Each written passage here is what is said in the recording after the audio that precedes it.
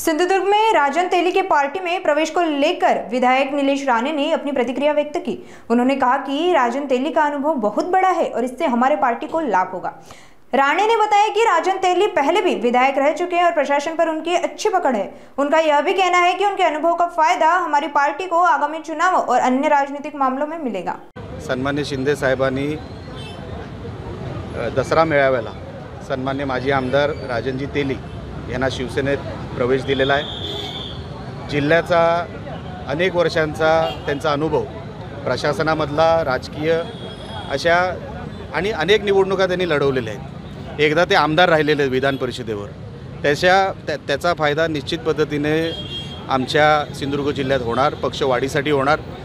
अनेक लोक जी कुंपणावर होती त्यांच्याबरोबर जी होती ती पण आता आमच्या पक्षात आलेली आहे। आणि आता तुम्ही मागच्या 10 महिन्याचा जर तुम्ही प्रवास बघितलात आमचा ह्या जिल्ह्यामध्ये निवडणुकीनंतर, तर सर्वात जास्त पक्षप्रवेश जर कुठे झाले असतील तर ते शिवसेना आमच्या पक्षात झाले आणि चांगली लोक आमच्या पक्षामध्ये आता येत आहेत। त्यांना वाटतंय की ह्या पक्षामध्ये आम्हाला न्याय मिळेल, आमची कामं होतील, आधार वाटतो आणि म्हणून त्यांनी आमच्या पक्षामध्ये प्रवेश केलेला आहे। त्यांचं मनापासून मी स्वागत करतो। राजन तेली आणि दीपक केसरकर हे कट्टर विरोधक होते, आज तुम्ही एकत्र आणण्याची किमया केलात, काय सांगाल? बघा, सन्मान्य शिंदे साहेबांची किमया आहे, त्यांच्यावर विश्वास ठेवून सगळे जे येतात ते पक्षामध्ये शिंदे साहेबांवर विश्वास ठेवून येतात।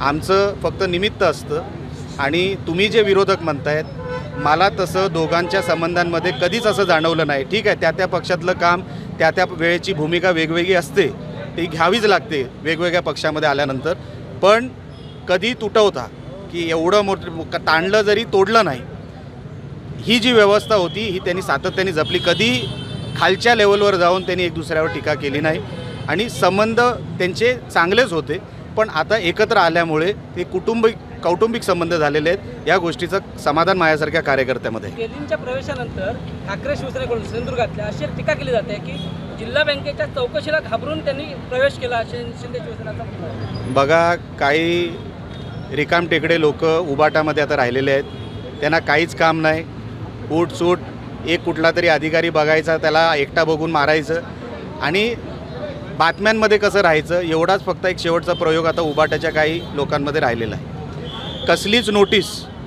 राजन तेलींना आलेली नाही। जर उबाटा गटाकडे अशी कुठली नोटीस असेल तर त्यांनी दाखवावी आणि नोटीस आल्याशिवाय तुम्ही उत्तर देऊ शकत नाही।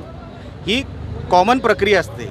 कॉमन प्रक्रिया पण ज्याला माहीत नसते, हे असे उलटसुलट फक्त ह्याच्यामध्ये राहण्यासाठी, बातम्यांमध्ये राहण्यासाठी तुमच्यासमोर केलेली स्टेटमेंट आहे, त्याला काय अर्थ नाही। एक शेवटचा प्रश्न, जिल्हा परिषद पंचायत समितीच्या निवडणुकीच्या तोंडावरती राजन तेलींचा प्रवेश होतोय। शिवसेना शिंदे गटाचा जिल्हा परिषदेवरती अध्यक्ष असणार, अध्यक्ष कोण असणार, किती सीटा आम्ही लढवणार, युती होणार की नाही, हे सगळे अधिकार आमच्या वरिष्ठ नेत्यांकडे आहेत। सन्मान्य शिंदे साहेब असतील, खासदार राणे साहेब असतील, हे बसून ते निर्णय घेणार आहेत। बीजेपीचे रवींद्र चव्हाण असतील, ते बसून प्रदेश अध्यक्ष जे आहेत ते निर्णय घेणार आहेत। वरच्या स्तरावर हे सगळे निर्णय होणार आहेत, जिल्ह्यात हा निर्णय होणार नाही। म्हणून उद्या जिल्हा परिषदेला युती होणार का नाही, हे सगळे अधिकार आम्ही आमच्या नेत्यांकडे दिलेले आहेत। आमचा पक्ष वाढवण्याचा कार्यक्रम सुरू आहे आणि राजन तेली आता निवडणुकीच्या तोंडावर आलेत असं म्हणण्याचं कारण नाही, कारण का सातत्याने मागचे 10 महिने आमच्याकडे प्रवेश होत आहेत, हे तुम्ही बघताय। म्हणून हे काय नवीन सुरुवात झाली अशातलं काही नाही। साहेब, राजन तेली जिल्हा बँकेच्या माध्यमातून नितेश राणेंवरती आरोप केले जातात की जिल्हा बँकेमध्ये नितेश राणे यांनी घोटाळा केला की कर्ज नाही। तुम्ही लक्षात घ्या, तो नोटीसचा विषय होता। तुम्ही जर ती नोटीसची पत्रकार परिषद तुम्ही जर ती ऐकली असेल, तुम्ही कदाचित असालच तिकडे त्या पत्रकार परिषदेमध्ये, त्या नोटीसला उत्तर देण्याचं काम सन्मान्य तेली साहेबांनी केलं। कोणावरही बेछूट आरोप केलेले नाहीत।